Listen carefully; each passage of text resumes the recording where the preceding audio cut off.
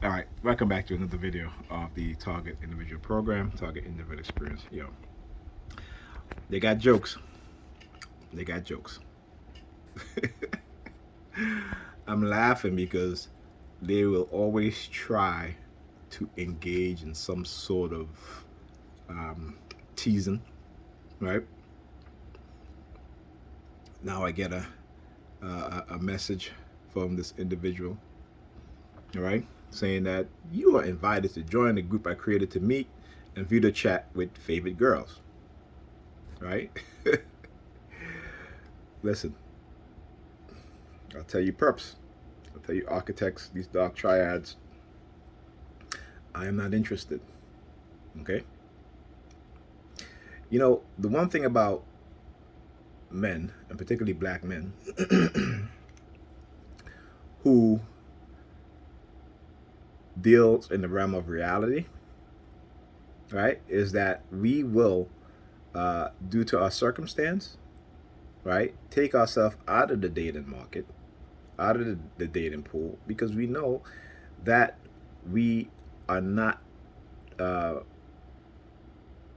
ready, are not able to engage in those type of social activities.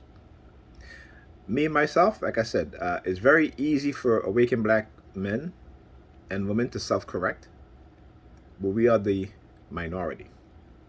The vast majority of black men and black women, who I will call Negropeans, because of the mindset, cannot self-correct, cannot pivot in direction, right, in which they can that will benefit their health, not just physically but mentally, uh, their relationships, right, whether it be with their children or family or friends,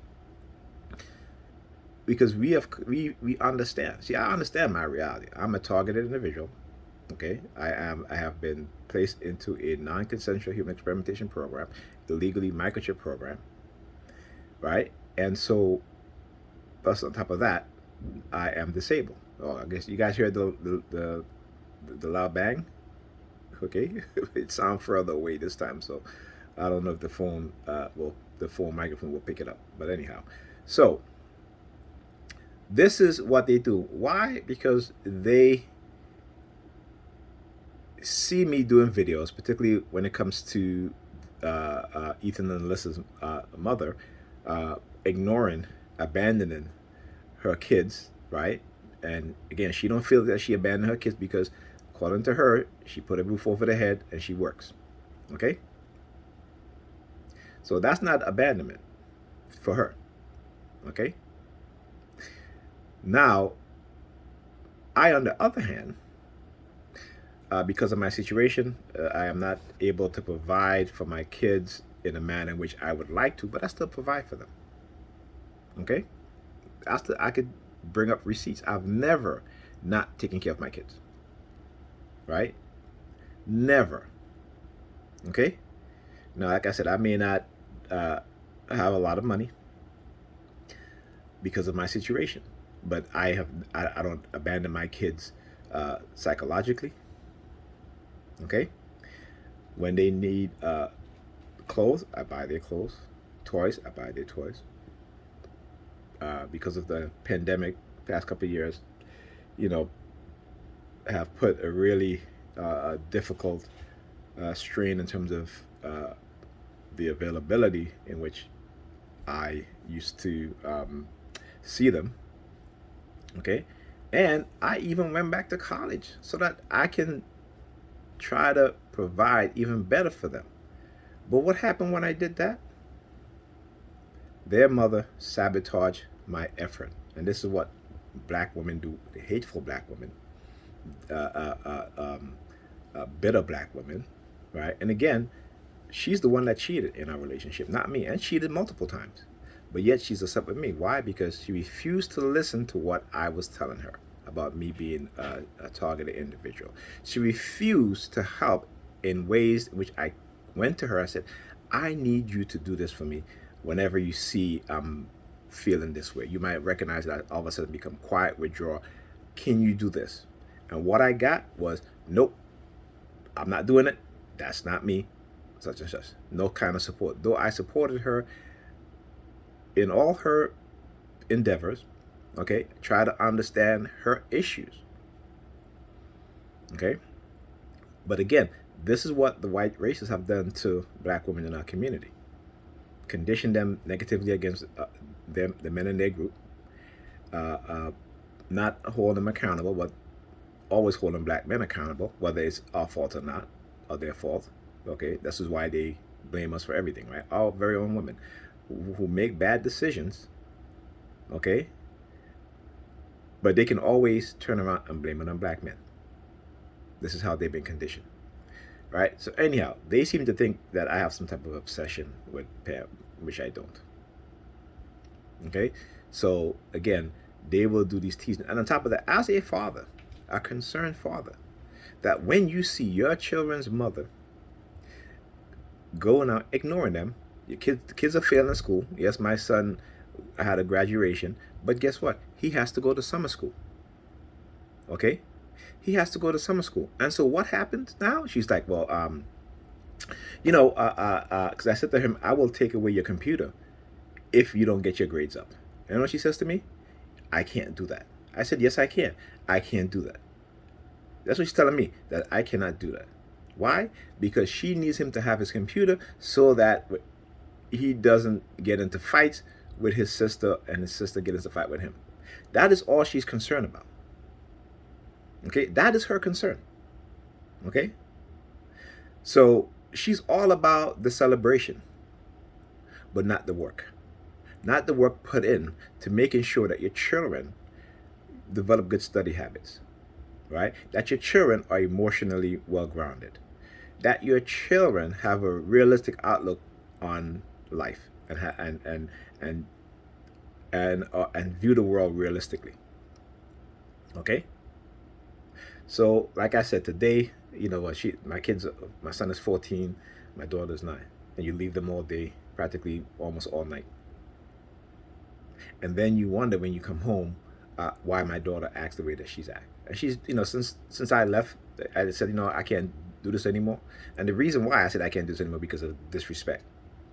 Because we have broken up, right? And I can tolerate that, but will not tolerate that when you have a date, you become very disrespectful to me. You want to talk to me however you want to talk to me. You want to treat me however you want to talk to me. Then, after the guy got, after he done bed you, right, and he doesn't call you, then 2-3 days later, you're calling me acting all nice. Okay? This is the type of abuse that I continue to go through. And, I no longer go through because, I put my foot down. Right? And I shouldn't say I should continue to go through, but I've kind of nipped it in the bud somewhat. Now, I can't control her behavior towards me. Right? But I can damn well shut it down. And that's what I do. And she does not like that. She told me plenty of times, there's the reason why I don't like you because you're too truthful. Again, what does that tell you? Okay. So, as with these women in their 40s, and again, it's sad because the older you get, you're supposed to get wiser. But as black people, particularly women, the Negropean women, they're aging backwards. They're becoming more like teenage girls, right? Or I should say teenage girls. Shouldn't stretch it that far, but young women in their 20s. They have the same mindset. Okay, they talk about female empowerment through their sexuality. Okay, they're posting all sort of ass pics on Facebook and titty pics, and and they're out of shape. They are out of shape, but in their mind, they look good, and no man can tell them nothing. They're unhealthy, but the minute we say something, oh, you're hating on black women. Okay, you're all about negativity. No, I'm about positivity. The fact and the truth is,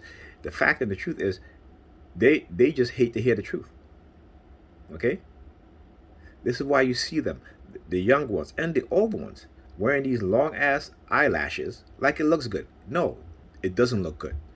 Okay? Having all these packing on makeup on their face, it does not look good. What you look like is a 90s version of cross dressers, of particularly black cross dressers men, actually, and white cross dresser men too, with the long eyelashes, with all this makeup on, to where that man that you're talking to don't really see you, for what you look like underneath all of that. That you have to create a different person physically in the face, right? So, yeah. So no, thank you.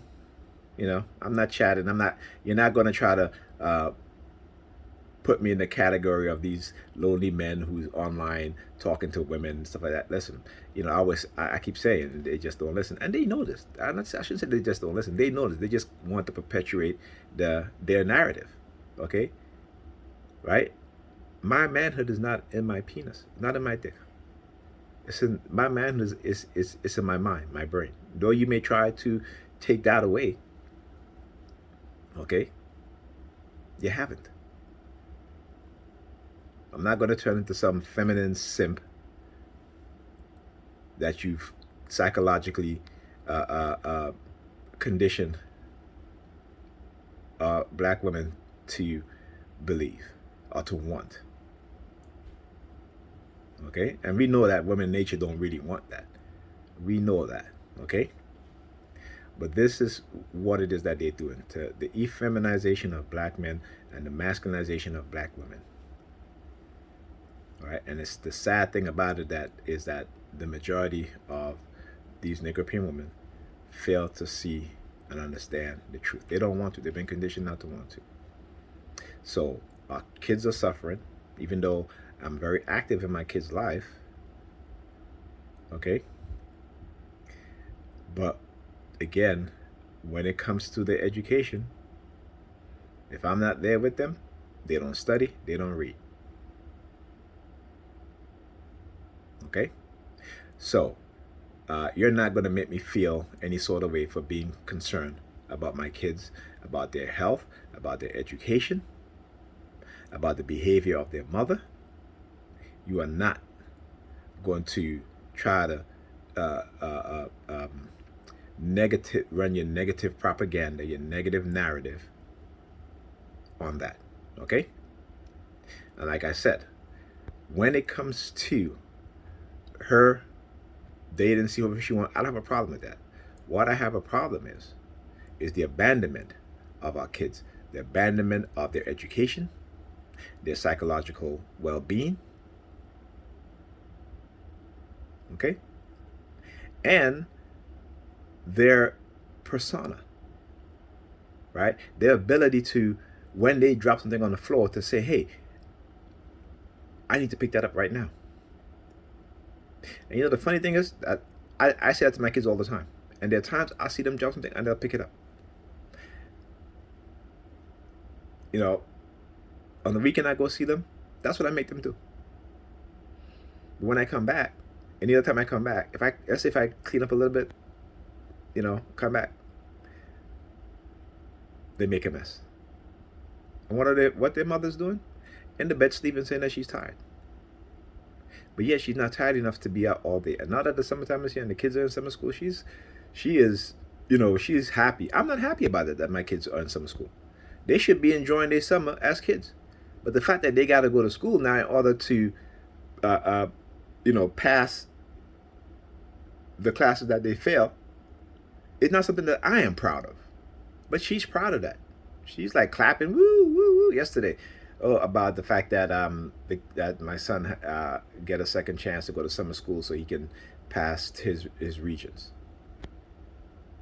I